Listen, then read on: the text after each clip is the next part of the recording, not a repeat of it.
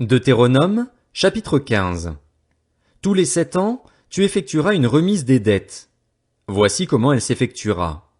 Quand on aura proclamé la remise des dettes en l'honneur de l'Éternel, tout créancier qui aura fait un prêt à son prochain renoncera à son droit. Il n'imposera pas de contraintes à son prochain et compatriote pour le paiement de sa dette. Tu pourras imposer des contraintes à l'étranger, mais tu renonceras à ton droit pour ce qui t'appartiendra chez ton compatriote. Toutefois, il n'y aura pas de pauvres chez toi, car l'Éternel te bénira dans le pays que l'Éternel, ton Dieu, te fera posséder en héritage, pourvu seulement que tu obéisses à l'Éternel, ton Dieu, en mettant soigneusement en pratique les commandements que je te prescris aujourd'hui. L'Éternel, ton Dieu, te bénira comme il te l'a dit. Tu prêteras à beaucoup de nations et tu ne feras pas d'emprunt, tu domineras sur beaucoup de nations et elles ne domineront pas sur toi. S'il y a chez toi, parmi tes frères et dans l'une de tes villes, un pauvre dans le pays que l'Éternel, ton Dieu, te donne, tu n'endurciras pas ton cœur et tu ne fermeras pas ta main devant ton frère pauvre. Au contraire, tu lui ouvriras ta main et tu lui prêteras de quoi pourvoir à ses besoins. Veille bien à ne pas te montrer assez méchant pour dire dans ton cœur, la 7e année, l'année de la remise des dettes, approche. Veille bien à ne pas avoir un regard mauvais envers ton frère pauvre, au point de ne rien lui donner. Il crierait à l'Éternel contre toi, et tu te chargerais d'un péché. Donne-lui, et que ton cœur ne rechigne pas à le faire, car, à cause de cela, l'Éternel, ton Dieu, te bénira dans tous tes travaux et dans toutes tes entreprises. Il y aura toujours des pauvres dans le pays. C'est pourquoi je te donne ce commandement, tu ouvriras ta main à ton frère, à celui qui vit dans la misère et la pauvreté dans ton pays. Si l'un de tes frères hébreux, homme ou femme, se vante à toi, il te servira 6 ans, mais la 7e année, tu le renverras libre de chez toi. Et lorsque tu le renverras libre de chez toi, tu ne le renverras pas les mains vides. Tu lui feras des cadeaux tirés de ton petit bétail, de ton aire de battage, de ton pressoir, de ce que tu auras grâce à la bénédiction de l'Éternel, ton Dieu. Tu te souviendras que tu as été esclave en Égypte et que l'Éternel, ton Dieu, t'a racheté. Voilà pourquoi je te donne aujourd'hui ce commandement. Si ton esclave te dit, « Je ne veux pas sortir de chez toi », parce qu'il t'aime, toi et ta famille, et qu'il se trouve bien chez toi, alors tu prendras un poinçon et tu lui perceras l'oreille contre la porte. Ainsi il sera pour toujours ton esclave. Tu feras de même pour ta servante. Tu ne devras pas trouver difficile de le renvoyer libre de chez toi, car il t'a servi 6 ans et il t'a rapporté le double d'un salarié. Alors l'Éternel, ton Dieu, te bénira dans tout ce que tu feras. Tu consacreras à l'Éternel, ton Dieu, tout premier-né mâle qui naîtra dans ton gros et dans ton petit bétail. Tu ne travailleras pas avec le premier-né de ton bœuf et tu ne tondras pas le premier-né de tes brebis. Tu le mangeras chaque année avec ta famille devant l'Éternel, ton Dieu, à l'endroit qu'il choisira. S'il a un défaut, s'il est boiteux, aveugle ou atteint d'une tare quelconque, tu ne l'offriras pas en sacrifice à l'Éternel, ton Dieu. Tu le mangeras dans ta ville. La personne impure et la personne pure en mangeront l'une et l'autre, comme on mange de la gazelle et du cerf. Seulement, tu ne mangeras pas son sang. Tu le verseras sur la terre comme de l'eau. Deutéronome, chapitre 16. Observe le mois des épis et célèbre la Pâque en l'honneur de l'Éternel, ton Dieu. En effet, c'est au cours du mois des épis que l'Éternel, ton Dieu, t'a fait sortir d'Égypte pendant la nuit. Tu feras le sacrifice de la Pâque en l'honneur de l'Éternel, ton Dieu, en prenant dans ton petit et ton gros bétail, à l'endroit que l'Éternel choisira pour y faire résider son nom. Pendant la fête, tu ne mangeras pas de pain levé, mais tu mangeras durant 7 jours des pains sans levain, du pain de misère, car c'est avec précipitation que tu es sorti d'Égypte. Ce sera le cas afin que tu te souviennes toute ta vie du jour où tu es sorti d'Égypte. On ne verra pas chez toi de levain, sur tout ton territoire, pendant 7 jours. Aucune partie des victimes que tu sacrifieras le soir du premier jour ne sera gardée pendant la nuit jusqu'au matin. Tu ne pourras pas faire le sacrifice de la Pâque à n'importe lequel des endroits que l'Éternel, ton Dieu, te donne pour y habiter. C'est à l'endroit que l'Éternel, ton Dieu, choisira pour y faire résider son nom que tu feras le sacrifice de la Pâque. Tu le feras le soir, au coucher du soleil, au même moment que ta sortie d'Égypte. Tu feras cuire la victime et tu la mangeras à l'endroit que l'Éternel, ton Dieu, choisira. Le matin, tu pourras repartir et t'en aller vers tes tentes. Pendant 6 jours tu mangeras des pains sans levain, et le 7e jour il y aura une assemblée solennelle en l'honneur de l'Éternel, ton Dieu. Tu ne feras aucun travail. Tu compteras 7 semaines, dès que la faucille sera mise dans les blés, Tu commenceras à compter 7 semaines. Puis tu célébreras la fête des semaines en l'honneur de l'Éternel, ton Dieu, et tu feras des offrandes volontaires en fonction des bénédictions qu'il t'aura accordées.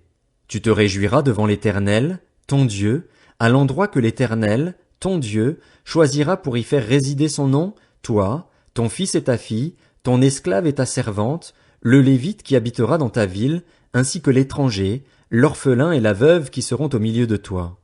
Tu te souviendras que tu as été esclave en Égypte et tu respecteras ses prescriptions et les mettras en pratique.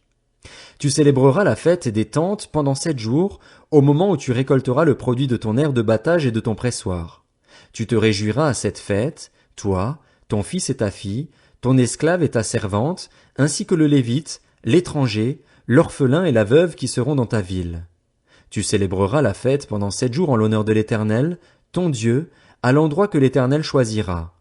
En effet, l'Éternel, ton Dieu, te bénira dans toutes tes récoltes et dans tout le travail de tes mains, et tu te livreras entièrement à la joie.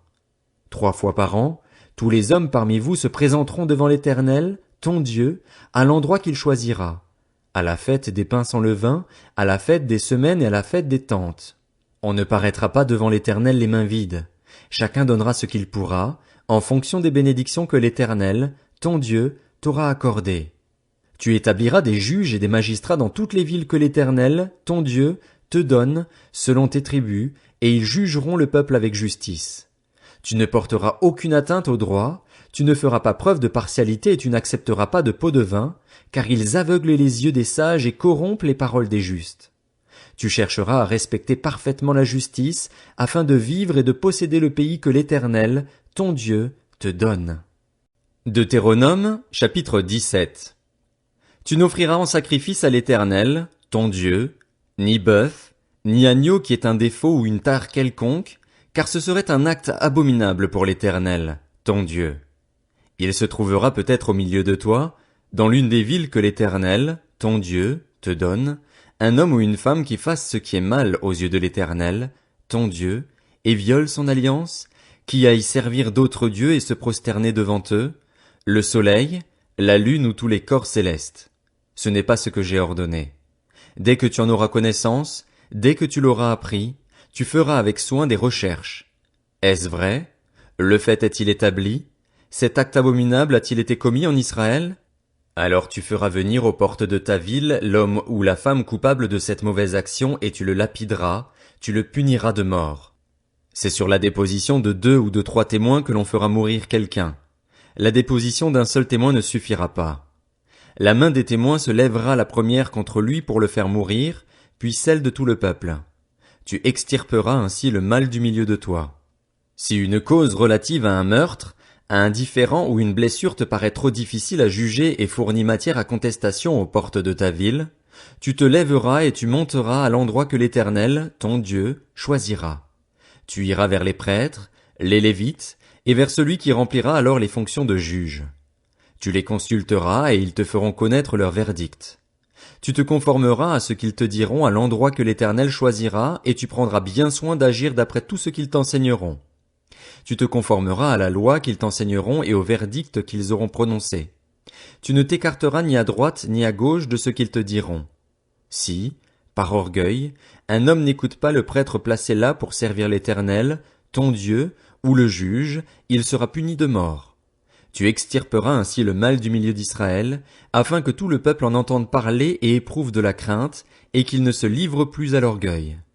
Lorsque tu seras entré dans le pays que l'Éternel, ton Dieu, te donne, lorsque tu le posséderas, que tu y auras établi ta demeure et que tu diras « Je veux établir à ma tête un roi, comme toutes les nations qui m'entourent », tu établiras à la tête le roi que l'Éternel, ton Dieu, choisira.